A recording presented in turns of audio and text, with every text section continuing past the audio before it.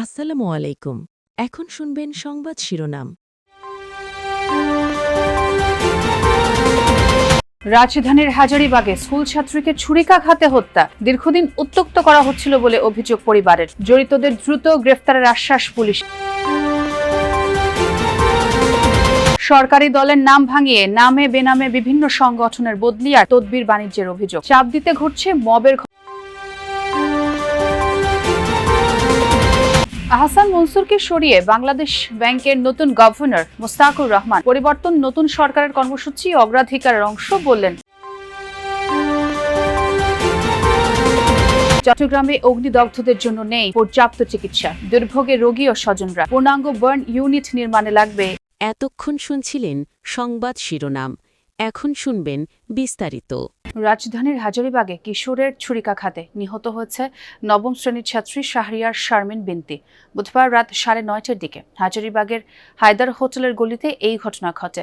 কিশোর সিয়াম দীর্ঘদিন ধরে মেয়েকে উত্ত্যক্ত করে আসছিল বলে অভিযোগ বিনতির বাবার। পুলিশ জানিয়েছে অভিযুক্তকে ধরতে অভিযান চলমান রয়েছে। রাত 9:15টার দিকে হায়দার হোটেলের গলি ধরে অভিযুক্ত কিশোর সিয়ামের সঙ্গে দৃষ্টান্তমূলক শাস্তির দাবিতে থানার সামনে বিক্ষোভ ও সড়ক অবরোধ করেন এলাকাবাসী। থানার ওসি গোলাম মর্তুজা জানান, মরদেহে দৃশ্যমান আঘাতের কোনো চিহ্ন নেই। প্রাথমিকভাবে পানিতে পড়ে মৃত্যু হয়েছে বলে ধারণা করা হলেও ময়নাতদন্ত প্রতিবেদন এলে এ ব্যাপারে নিশ্চিত হওয়া যাবে। এই ঘটনায় সন্দেহভাজন একজনকে আটক করা হয়েছে। সবাই খোঁজাখুঁজি করতেছে, পায় না। ওই বাইরেলা আমরা সবাই জিডি করতে পাঠাইছি। এর ভিতরে আমরা ওই নতুন বিল্ডিংয়ে গিয়া দেখি কি যে আমাদের মাইয়াটা আপনার ওই গাতায় পড়া রয়েছে। বাড়িওয়ালারা সিসিটিভি লাগাইছে, সিসিটিভি এই পর্যন্ত আমাদের দেখায় নাই। আমার বাচ্চারা বামে গেছে না ডানে গেছে না সোজা গেছে না কে ধরছে আমাদের এই দেখার দরকার। এই ঘটনায় আমরা সন্দিগ্ধভাবে একজন নৈশ প্রহরী ওই বিল্ডিংয়ে ছিল যেখানে ঘটনাস্থল, ওনাকে আমরা গ্রেপ্তার করে বিজ্ঞপ্তি আদালতে প্রেরণ করেছি। ভিকটিমের বাবা চেয়েছিলেন যে তার মেয়েটাকে পোস্টমর্টম শেষে দাফন কাফন করে এসে সে সুস্থ মস্তিষ্কে ঠান্ডা মাথায় সে মামলা দিবে। স্থানীয় লোকজন তারা এই বিষয়টাকে নিয়ে আশেপাশের লোকজন একটু ভুল বোঝাবুঝি করে তারা থানার সামনে এসে এই বিষয়টা এরকম একটা উত্তেজনাকর করে পরিবেশ সৃষ্টি করছে। নতুন সরকার ঠিকমতো কাজ শুরু করতে না করতেই বিভিন্ন সরকারি দপ্তর আর ব্যাংকের নামে বেনামে তৎপর হয়ে উঠেছে নানা সংগঠন। বদলি আর তদবির বাণিজ্যে চাপ দিতে ঘটেছে মবের ঘটনাও। সম্প্রতি জিয়া পরিষদের নামে সোনালী ব্যাংকের 6 কর্মকর্তাকে চাপ দিয়ে বদলির ঘটনা আলোচনার জন্ম দিয়েছে। সরকারি দলের নাম ভাঙিয়ে এমন ঘটনায় উদ্বেগ জানিয়েছেন টিআইবির নির্বাহী পরিচালক আরিফুর রহমান সবুজ। জানাচ্ছেন বাকিটা।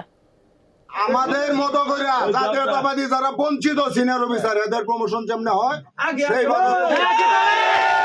24-এর গণঅভ্যুত্থানের পর রাষ্ট্রায়ত্ত জনতা ব্যাংকের প্রধান কার্যালয়ের চিত্র এটি। কার কোথায় বদলি হবে, কারা পাবেন পদোন্নতি, অতিরিক্ত ব্যবস্থাপনা পরিচালককে তা ঠিক করে দিচ্ছেন ব্যাংকটির জিয়া পরিষদের নেতারা। 5 আগস্ট পরবর্তী সময়ে সরকারের বিভিন্ন দপ্তরে এমন ঘটনায় ওই সময় বিএনপির ভারপ্রাপ্ত চেয়ারম্যানের কঠোর নির্দেশে অনেকটাই বন্ধ হয়ে যায় নামে বেনামে বিভিন্ন পেশাজীবী সংগঠনের এমন দৌরাত্ম্য। তবে নতুন সরকারের শপথ নেয়ার 2 দিন না যেতেই রাষ্ট্রায়ত্ত সোনালী ব্যাংকের প্রধান কার্যালয়ে ঘটেছে একই ঘটনা। ওই দিন ব্যাংকটির জিয়া পরিষদের সাধারণ সম্পাদক এস.এম. আবুল বাশারের নেতৃত্বে 6 কর্মকর্তার বদলির সুপারিশ নিয়ে এমডির কাছে যান বেশ কজন নেতা। সুপারিশ না শুনলে ঘিরে রাখা হয় এমডিকে। চাকুরি বিধি অনুযায়ী এমন মব করে বদলির সুপারিশ করা যায় কিনা তা জানতে জিয়া পরিষদ কার্যালয়ে গেলে তড়িঘড়ি করে বের হয়ে যান সংগঠনটির সভাপতি সুভাষ চন্দ্র চাকমা। একে একে অফিস ত্যাগ করেন অন্য নেতারাও। এক পর্যায়ে কথা বলতে বাধা প্রদান করেন পরিষদের যুগ্ম সাধারণ সম্পাদক।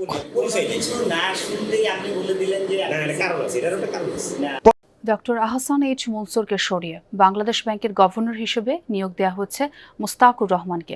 গতকাল বিকেলে এই নিয়ে প্রজ্ঞাপন জারি করে অর্থ মন্ত্রণালয়।